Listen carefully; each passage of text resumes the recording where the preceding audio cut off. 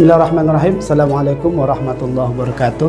Waalaikumsalam warahmatullahi wabarakatuh. Alhamdulillah wa syukurillah wa la hawla wa la quwata illa billah. Allahumma shalli ala sayyidina Muhammad wa ala ali sayyidina Muhammad. Baik Bapak Ibu, rekan-rekan mahasiswa, sehat semua? Alhamdulillah sehat, Pak. Oke, hadir semua hari ini? Satu orang sakit ya. Siapa? Budi. Kenapa? Demam ya. Kita doakan ya, mudah-mudahan cepat sembuh ya. Amin. Baik Bapak Ibu, rekan-rekan mahasiswa, bahwa minggu yang lalu kita sudah belajar tentang teori-teori konflik ya. Nah, kemudian untuk pertemuan kali ini kita akan membahas tentang penyebab konflik dan strategi mengatasi konflik. Oke. Bahwa kita sebagai makhluk sosial itu pada prinsipnya adalah yang senantiasa aktif berinteraksi kepada satu dengan yang lain, maka pastilah yang namanya konflik itu tidak bisa dipungkiri ya. Oleh karena itu hari ini kita ingin mengetahui apa saja penyebab konflik ya, kemudian strategi mengatasi konflik itu apa saja. Konflik itu dapat disebabkan berbagai faktor. Pertama adalah perbedaan nilai. Perbedaan nilai itu kita tentu dari latar belakang yang berbeda ya, baik itu dari ekonomi, dari pendidikan ya, tidak ada yang sama. Maka perbedaan nilai itu bisa menyebabkan konflik. Iri barangkali, dia bisa kenapa tak bisa, dia kaya kenapa saya miskin, itu penyebab konflik. Kemudian selanjutnya kurangnya komunikasi ya. Kurangnya komunikasi apa? Bahwa kita kurang punya kemampuan dalam hal berkomunikasi, padahal manusia itu adalah manusia haywanun natik ya. Hewan yang pandai berbicara. Jadi memang makhluk di alam ini yang paling aktif berbicara itu adalah manusia. Nah, ketika kita ada perbedaan dalam hal berkomunikasi ya, ini akan bisa konflik. Apa umpamanya? Mungkin kita menggunakan kata-kata yang kasar, sedangkan teman kita atau sahabat kita tidak siap untuk menerima kata-kata yang kasar, itu konflik. Kemudian kepemimpinan yang tidak efektif, ini juga bisa konflik. Apa?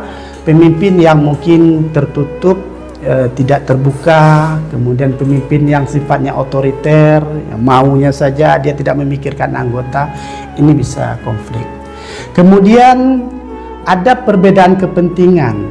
Nah, kita masing-masing kita itu melakukan sesuatu itu biasanya motivasinya berbeda.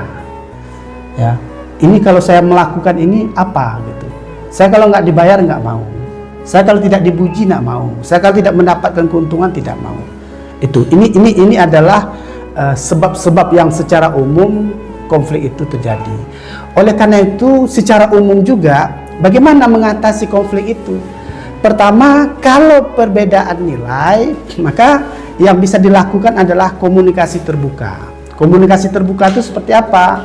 Komunikasi terbuka itu adalah kita lebih bicara dari hati, apa yang kita inginkan, apa yang teman kita inginkan itu. Kemudian pemahaman akan masalah.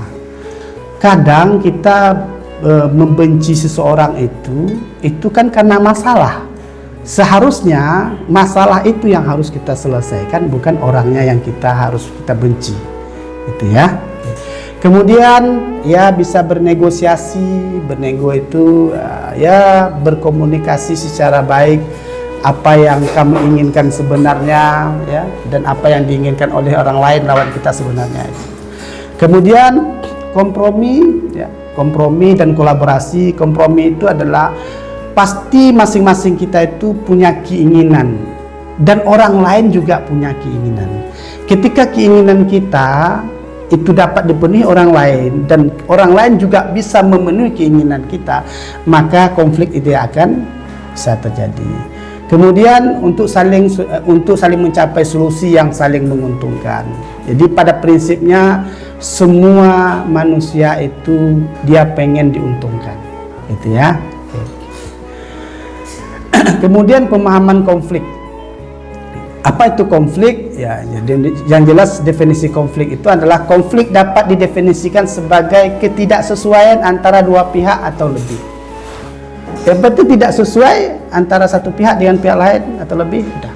Itu konflik. Jadi sampai sesederhana itu. Terdapat beberapa jenis konflik, ya, termasuk konflik itu ada interpersonal. Interpersonal itu kadang dia bermasalah dengan dirinya. Jadi dia tuh suka aja buat konflik gitu. Seperti itu. Kemudian ada interpersonal, ya, konflik itu dengan orang lain. Kemudian dengan kelompok. Nah, masing-masing memiliki karakteristik yang berbeda, membutuhkan pendekatan unik dalam penanganannya. Kemudian penyebab umum konflik, ya, tadi sudah disampaikan, perbedaan nilai, perbedaan kepentingan, tujuan, komunikasi yang buruk, kurangnya pemahaman juga sering memicu konflik, ya. Nah, kemudian kalau begitu dampak konflik itu kalau dibiarkan atau tidak dikelola seperti apa? Maka pertama adalah dia akan bisa terjadi penurunan penurunan moral. Penurunan moral itu begini. Karena konflik, orang bisa melakukan sesuatu yang seharusnya tidak dia lakukan.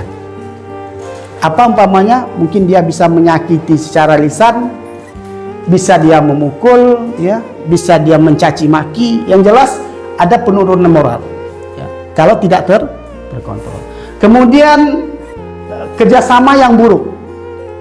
Jadi kalau konflik itu tidak dikelola dengan baik, itu akan bisa kerjasama yang terbangun itu tidak akan efektif. Kenapa? Dia saling mencurigai, ya. Kemudian dia saling sikut kanan, sikut kiri, itu yang terjadi. Kemudian kan bahkan pertumbuhan ketidakpuasan antara anggota. Nah, kita makhluk sosial tidak bisa hidup sendiri. Dalam satu saat kita pasti nanti akan akan mengumpul dalam sebuah wadah organisasi atau rumah tangga gitu, ya. Maka tidak akan ada kepuasan atau ketenangan. Namun jika dikelola dengan baik, maka konflik dapat mendorong inovasi dan perbaikan proses dengan munculnya ide baru serta meningkatkan pemahaman antar anggota. Contoh, ini contoh kita pentingnya konflik. Mungkin bisa bantu satu orang, Aidil mungkin satu, yang dari cowok, cewek, oke. Ya, maju ke depan. Oke. Ini kita ingin menunjukkan bahwa konflik, kita penting akan konflik kalau dikelola dengan baik.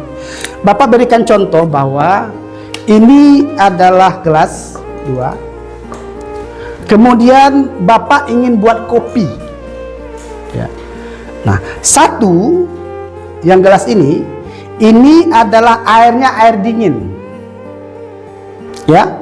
Kemudian Bapak masukkan air putih yang tidak panas, kemudian Bapak biarkan begitu saja, ya. Itu gambaran. Oke. Yang satu lagi, Aidil, ya. Ini gelas. Kemudian dimasukkan kopi, dimasukkan air panas, dimasukkan gula, kemudian diaduk, ya, diaduk. Sedangkan ini diaduk, ini tidak diaduk. Kenapa? Yang ini dia tidak mau panas karena panas itu menyakitkan, dia lebih menghindar. Kemudian dia mengaduk itu kesan adalah mengacau, ya. Kemudian apalagi tidak buat apa-apa, sudah cari jalan aman saja. Oke. Pertanyaannya adalah mana yang lebih cepat kita nikmati hasilnya? Yang dingin. Yang mana? Yang dingin lah Pak, karena kan nggak perlu menunggu dia dingin, karena dia sudah dingin. Oh, karena sudah dingin. Bisa dinikmati? Belum cair tuh, tidak cair. Oh, bisa. Oke. Sedangkan yang satu kita ciptakan konflik panas, harus dipanasi, masuk air panas, masuk gula, tekan kita masukkan gula, kita masukkan kopi, kemudian kita aduk. Silakan aduk aja, ya aduk. Diaduk, dikacau. Aduk itu istilah lain, dikacau. Artinya ada konflik nggak di sini? Ada. Dikacau itu konflik. Panas itu konflik. Tetapi ketika kita mengaduknya dengan manajemen, ya, maka hasilnya menjadi luar biasa. Benar? Itu kalau konflik itu kita manajemen atau kita kelola dengan baik. Ayo tepuk tangan untuk kita semua. Oke, silakan.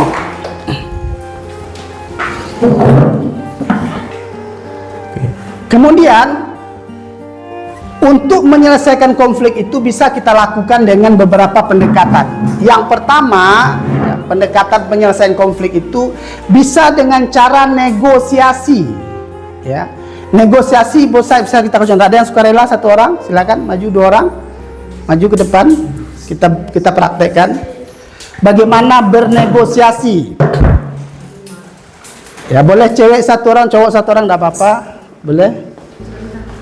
Oke. Ya. Oke. Ya. Duduk ya, nah, duduk. Kita anggap duduk aja. Bernegosiasi ya, saling berhadapan, silakan. Oke.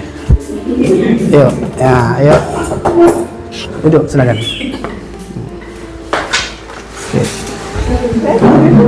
Oke, silakan. Nah, oke. Bernegosiasi ya. Bernegosiasi itu adalah kita menyampaikan secara baik apa yang kita inginkan dan juga menanyakan dengan baik apa yang dia inginkan. Nah, masing-masing kita kan punya keinginan. Dan dalam hidup itu tidak mungkin keinginan kita saja yang harus dipenuhi. Masing-masing kita. Nah, oleh karena itu terjalin komunikasi yang baik dalam bentuk tawar-menawar. Bagaimana kalau gitu ya. Ya, tergambar ya? Tergambar ya? Menyampaikan apa yang diinginkan dengan bahasa yang sopan dan santun, dan begitu juga sebaliknya, sehingga ada kemufakatan. Itu cara yang pertama, negosiasi. Ya, cara yang ketiga adalah dengan mediasi. Mediasi kita butuh orang. Ya, apa itu mediasi? Mediasi adalah menyelesaikan sengketa lewat pendekatan mufakat yang dibantu oleh satu orang yang netral yang bernama mediator. Boleh bantu satu orang? Orang silakan sebagai mediator. Ya. Ya. Nah, kalau sebagai mediator, kenapa kita butuh mediator? Karena kalau mereka bertemu, bisa jadi nanti kita menggunakan bahasa-bahasa yang tidak sopan, kasar, sehingga bisa menyebabkan terjadi kekerasan. Maka butuh orang yang netral, yang tidak memihak kemana. Ya, itulah mediator. Jadi mediator ya memulai, memandu ya, kalau secara formal seperti itu, kemudian akan mempersilahkan, membuat kesepakatan bersama ya, agar mediasi berjalan dengan baik, kemudian diberikan kesempatan kepada salah satu pihak untuk menyampaikan, kemudian pihak lain juga menyampaikan, sehingga mediator lebih memfokuskan apa masalah yang membuat konflik itu ya, karena mereka tidak siap ini. Nah, mediator lah yang bisa menyampaikan dengan bahasa-bahasa yang bersahabat, bahasa kasih, bahasa cinta, bahasa sosial gitu ya, sehingga masalah mereka dapat diakhiri dengan baik gitu ya. Jadi secara umum bahwa konflik itu bisa kita selesaikan melalui negosiasi dan bisa kita selesaikan melalui mediasi. Oke, silakan duduk kembali. Oke, mudah-mudahan pertemuan kita pada hari ini kita dapat memahami ya bahwa penyebab konflik itu apa saja, kemudian bagaimana kita mengakhirinya atau memberikan solusi. Baik, sampai di sini ada yang mau ditanyakan? Tidak paham tentang penyebab konflik dan strategi mengatasi konflik secara umum? Oke. Kalau paham, insya Allah pertemuan akan datang kita akan lanjut kepada aspek-aspek manajemen konflik. Oke, terima kasih atas segala perhatian. Mohon maaf atas segala kekurangan. Bapak akhiri, wallahul muwaffiq ila aqwamit thoriq. Assalamualaikum warahmatullahi wabarakatuh. Waalaikumsalam